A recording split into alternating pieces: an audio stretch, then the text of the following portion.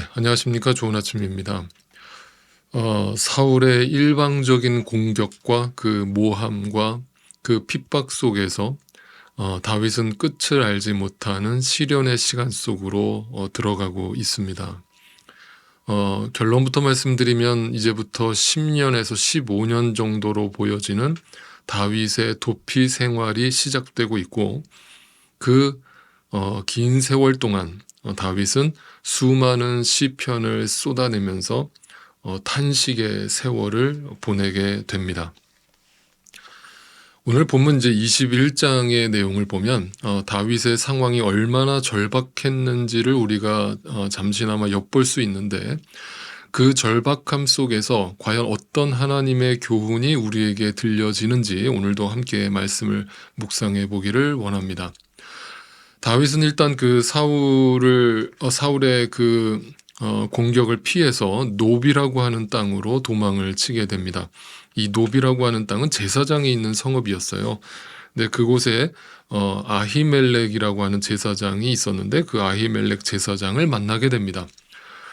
그런데 지금 이 상황, 돌아가는 상황을 전혀 모르고 있던 이 아히멜렉 제사장은 왕의 최측근이라고 할 수 있는 다윗이 노비라고 하는 땅에 왔는데 군사도 대동하지 않고 몇몇의 신하만 데리고서 이곳에 온 것이 영 이상하게 보였습니다. 그래서 어떻게 동행자도 없이 여기까지 혼자 오셨습니까? 라고 약간 의심 섞인 질문을 던지죠. 그랬더니 이제 다윗이 사울 왕의 그 비밀 명령을 내가 받아서 그 비밀 작전을 수행 중에 있다라면서 이제 하얀 거짓말을 하게 됩니다. 자, 제가 분명히 거짓말이라고 했습니다. 그죠?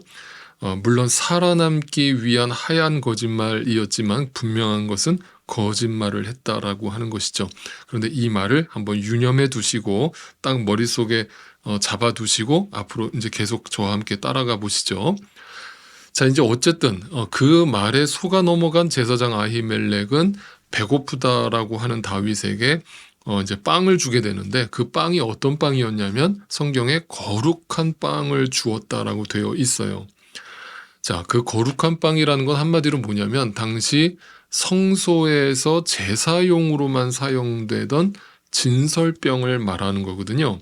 그런데 그 진설병은 당시 구약의 율법대로라면 절대 일반인은 먹을 수가 없었고, 심지어 다윗이 차기 이스라엘의 후계자라고 할지라도 절대로 다윗도 그 진설병을 함부로 먹을 수가 없었어요. 오직 그 율법대로라면 그 진설병은 제사장만 먹을 수 있도록 허용되었습니다. 그런데 워낙 지금 다윗이 먹지를 못해서 도망다니느라고 뭐 제대로 먹기나 했겠어요. 그러니까 너무 배가 고프니까 뭐라도 좀 먹을 걸 달라고 하는데 이거밖에 없다고 하는 거예요. 그러면서 이제 이 아히멜렉이 그 진설병을 다윗에게 주게 됩니다. 자, 여러분, 제가 조금 복잡해질 수 있는데, 어려우실 수 있는데 제가 최대한 쉽게 설명을 드려보겠습니다. 분명히 당시 구약의 율법대로라면 다윗은 그 진설병을 먹어서는 안 되는 겁니다. 그러니까 지금 율법을 어긴 것이죠. 여러분, 율법이라고 하는 것은 지켜도 그만 안 지켜도 그만이 아니죠. 그렇죠? 그런데 아무리 다윗이라고 하더라도 제사장만 먹도록 되어 있는 진설병을 다윗이 먹었다라는 것은 분명히 다윗이 하나님의 법으로 제정되어 있는 율법을 어긴 것이 되는 겁니다. 그런데 중요한 것은 또 그것을 먹는 과정에서 다윗은 분명 아히멜렉에게 선한 거짓말이라고 할지라도 거짓말을 했다라고 하는 사실이죠. 그래서 진설병을 먹게 되었다라는 거예요. 이제 여기까지 이해가 되셨죠? 자, 그러면 이거는 과연 당시 율법으로 분명히 죄를 지은 것이 분명한데, 그러면 다윗은 하나님으로부터 버림을 받게 되는 것입니까? 자, 이제 여기서부터 이제 우리가 막 이제 혼란스러운 거예요. 아니, 분명히 율법 구약 시대고 율법을 어겼으면 당연히 벌을 받아야 마땅한데, 분명 그 뒤에 내용을 보면 다윗이 벌을 받는 장면은 분명히 등장하지 않습니다. 도대체 이게 어떻게 우리는 해석해야 되는가? 자, 이것을 이제 우리의 머리로는 도저히 해석이 안 되니까 예수님께서 이 땅에 오셨을 때 바로 이 장면을 직접 해석해 주시는 장면이 나옵니다. 참 감사하죠. 하나님은 이런 이제 우리의 오해마저도 예수님을 통해서 다 풀어주시는 거예요. 자, 마태복음으로 잠시 넘어가 볼까요? 신약성경 마태복음 12장으로 가보시죠. 자, 12장을 펴시면 이 내용이 무슨 내용이 나오냐면 안식일이었어요. 자, 안식일도 율법이잖아요. 그 안식일에는 어떤 노동도 하면 안 되잖아요. 근데 예수님의 제자들이 너무 배가 고파서 그 이삭을 잘라 먹는 장면이 등장을 합니다. 자, 그때 그 모습을 지켜보던 바리새파 사람들, 율법주의자들이죠. 그들이 예수님을 막 비난합니다.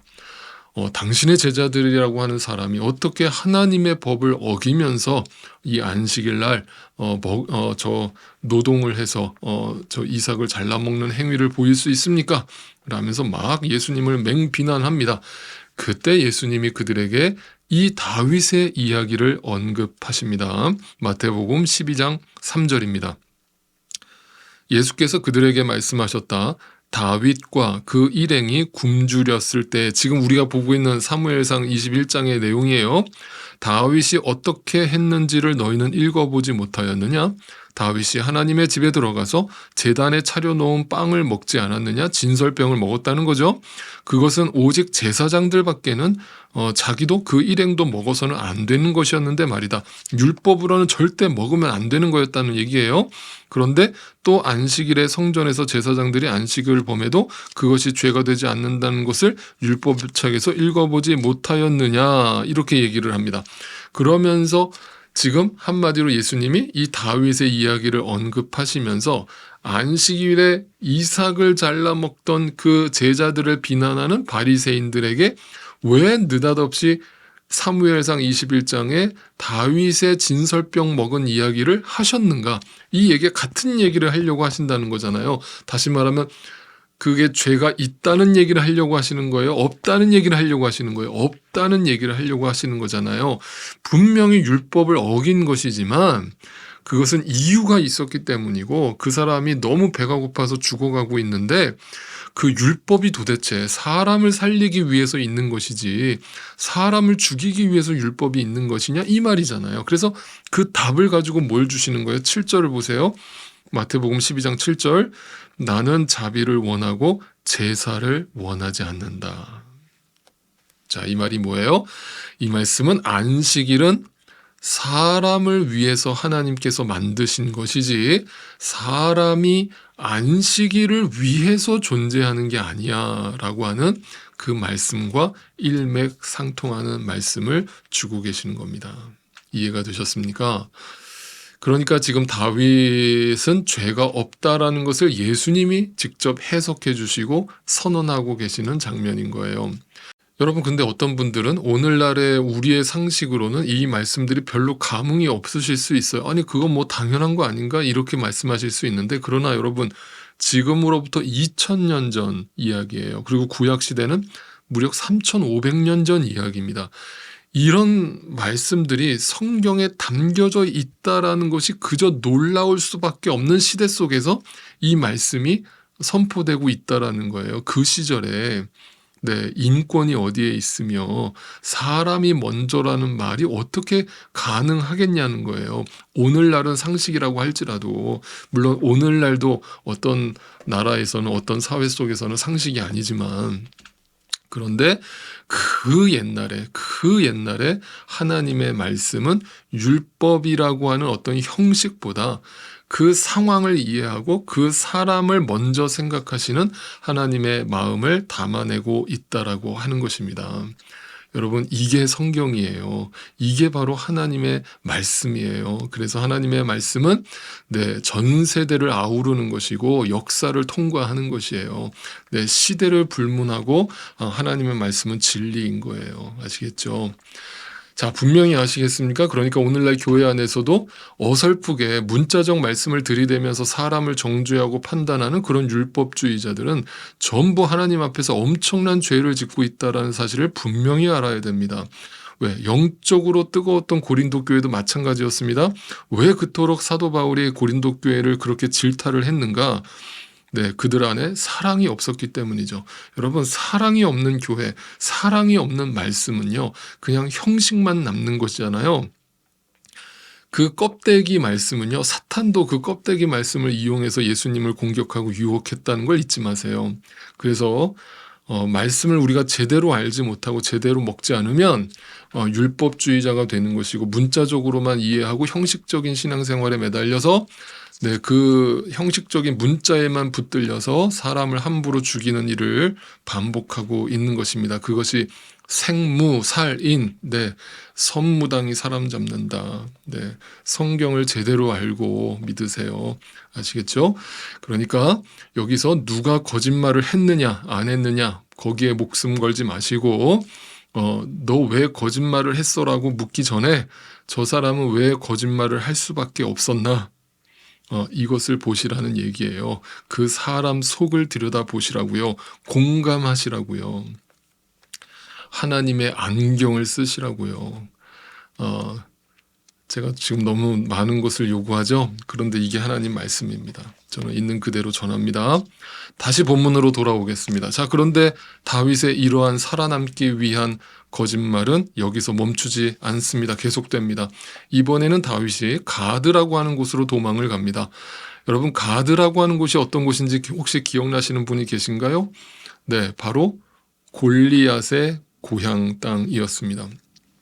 자, 그러니까 지금 상황은 다윗이 자기가 죽인 골리앗이 살던 곳까지 도망을 친 겁니다. 그러면 여러분, 적군이에요, 아군이에요? 적군이잖아요. 그러니까 적군 진영까지 숨어 들어간 거예요. 왜? 아군 진영에선 더 이상 숨을 곳이 없는 거예요. 그만큼 지금 다윗은 절박한 겁니다. 그 도망자의 그 마음을 이해하시면서 읽으셔야 돼요. 그래야 이게 우리가 몰입이 되거든요. 자, 다윗은 지금 너무 절박하게 점점점 궁지로 몰려가서 심지어 적군 진영까지 들어가서 숨어들게 되는 겁니다. 그런데 더 웃긴 게 뭔지 아세요? 다윗이 사울에게서 급하게 도망치느라 어떤 무기도 하나 챙겨오질 못했거든요. 그래서 그 아까 도배에 있던 아히멜렉 제사장한테 야, 무기 남는 거 하나 없니? 나 무기 좀 줘봐.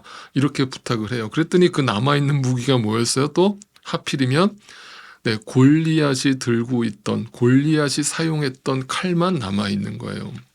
그래서 다윗이 그거라도 달라고 이렇게 해서 지금 다윗이 정리를 해서 말씀드리면 골리앗이 살던 고향 땅 가드로 도망을 치면서 골리앗이 사용하던 칼을 차고 그 적군 한복판으로 숨어들게 되는 겁니다. 자, 그 상황을 머릿속으로 그려가면서 상상하면서 이 말씀을 읽어보세요. 자, 설령 그들이 다윗의 얼굴을 바로 알아보지 못했을 수 있습니다. 이미 골리앗을 죽인 지 어느 정도 시간이 지났기 때문에 그때는 소년 다윗이었고 이미 이제 장성한 다윗이기 때문에 그 적군이라고 할지라도 다윗의 얼굴을 못 알아봤을 수 있어요. 그런데 그들은 딱 뭘 알아봤겠어요? 다윗이 들고 있던 골리앗의 칼을 알아봤겠죠. 그러면 골리앗의 칼을 들고 있다라는 것이 벌써 눈치 빠른 사람은 이 사람 누구지라고 의심을 품게 됐겠고, 그러면서 다윗의 얼굴을 유심히 쳐다봤겠죠. 그랬더니 이제 생각이 났겠죠.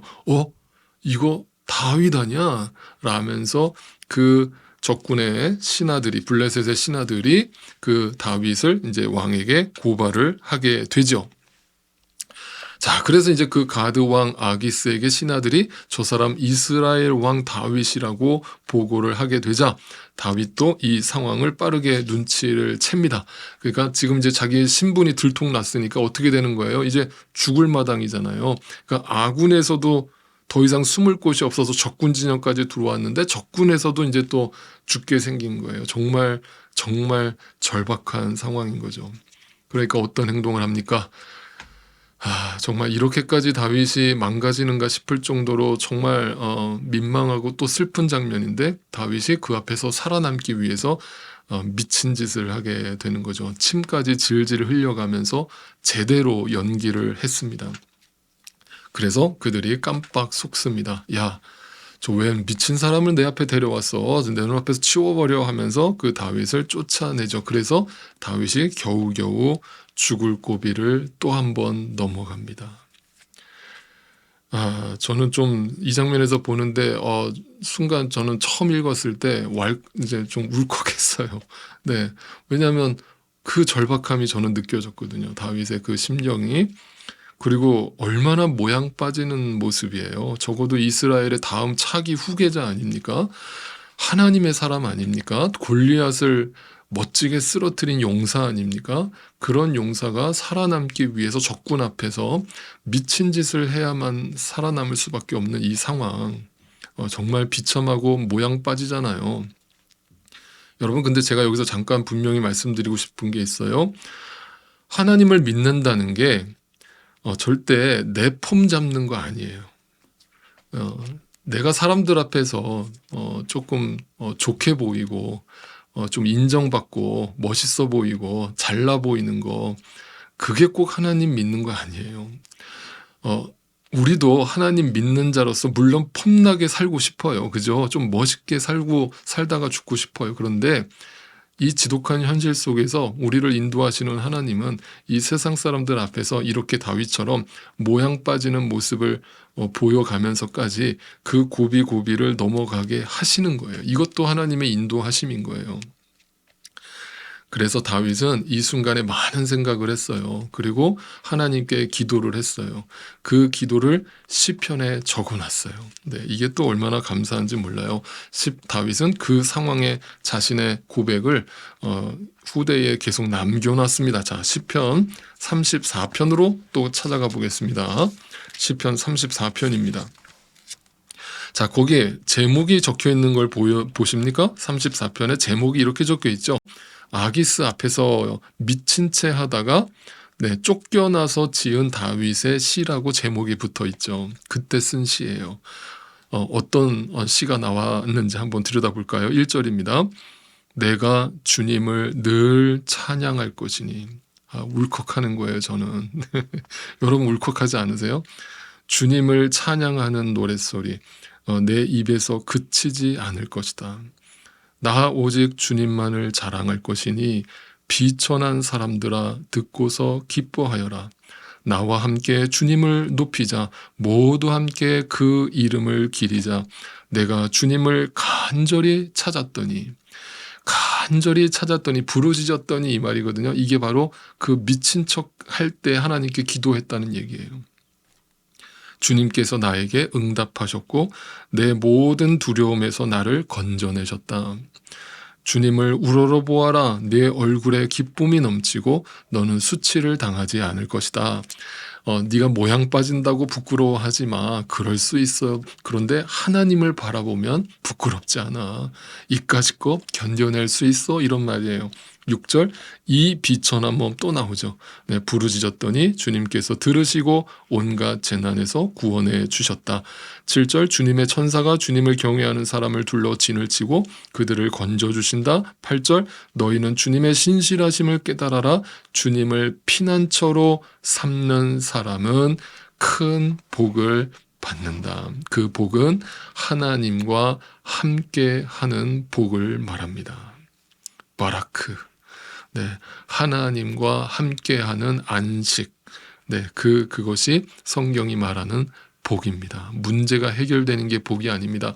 다윗은 지금 미친 척을 해가면서까지 살아남으려고 현실 세계 속에서 몸부림치고 있습니다.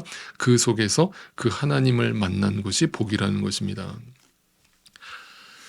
여러분, 우리 같으면 어떻게 했겠어요? 이런 찬양이 나왔겠습니까? 솔직하게 한번 고백해 보세요. 저라도 자신 없었을지 몰라요. 그런데 우리라면 아마도 내가 적어도 이스라엘의 차기 왕이 될 사람인데 적군의 왕 앞에서 이렇게 내가 미친 척까지 해가면서 살아남아야 되는 이런 그지 같은 상황을 나한테 허락하시는 하나님, 이게 도대체 뭡니까? 하나님 어디 계세요? 왜 이러세요? 라면서 얼마나 하나님 앞에 하소연을 했겠어요.